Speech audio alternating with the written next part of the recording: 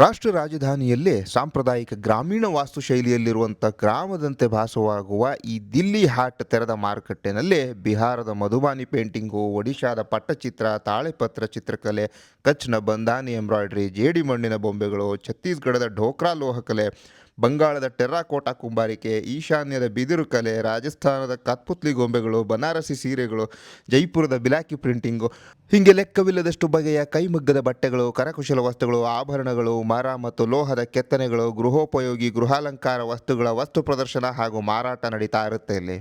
ದೇಶದ ಮೂಲೆ ಮೂಲೆಗಳಿಂದ ಬರುವಂತಹ ಸಹಸ್ರಾರು ಕರಕುಶಲ ಮಾರಾಟಗಾರರಿಗೆ ಅತ್ಯಂತ ಕಡಿಮೆ ಬಾಡಿಗೆಯಲ್ಲಿ ಅಂಗಡಿಗಳನ್ನು 15 ದಿನಕ್ಕೆ ಅಂತ ಕೊಡಲಾಗ್ತದೆ. ಹಾಗಾಗಿ ಇಲ್ಲಿ ವಸ್ತುಗಳ ಬೆಲೆ ಟೂರಿಸ್ಟ್ ಜಾಗಗಳಂತೆ ದುಬಾರಿ ಇರೋದಿಲ್ಲ. ಪ್ರತಿ 15 ದಿನಗಳಿಗೊಮ್ಮೆ ಮಾರಾಟಗಾರರು ಬದಲಾಗ್ತಿರ್ತಾರೆ. ಹಾಗಾಗಿ ಪ್ರತಿ ಬಾರಿ ದೆಹಲಿಗೆ ಬಂದಾಗಲೂ ನೀವು ಇಲ್ಲಿಗೆ ಬರ್ತಾ ಇರ್ಬೋದು. ಹಬ್ಬ ಹರಿದಿನಗಳಲ್ಲಿ ಸಾಂಸ್ಕೃತಿಕ ಕಾರ್ಯಕ್ರಮಗಳನ್ನು ಆಯೋಜಿಸಲಾಗ್ತಿರ್ತದೆ. ಹಾಗೆ ದೇಶದ ಬೇರೆ ಬೇರೆ ಭಾಗಗಳ ಪ್ರಾದೇಶಿಕ ಆಹಾರ ಮಾಳಿಗೆಗಳು ಕೂಡ ಇಲ್ಲಿ ಪ್ರಮುಖ ಆಕರ್ಷಣೆ.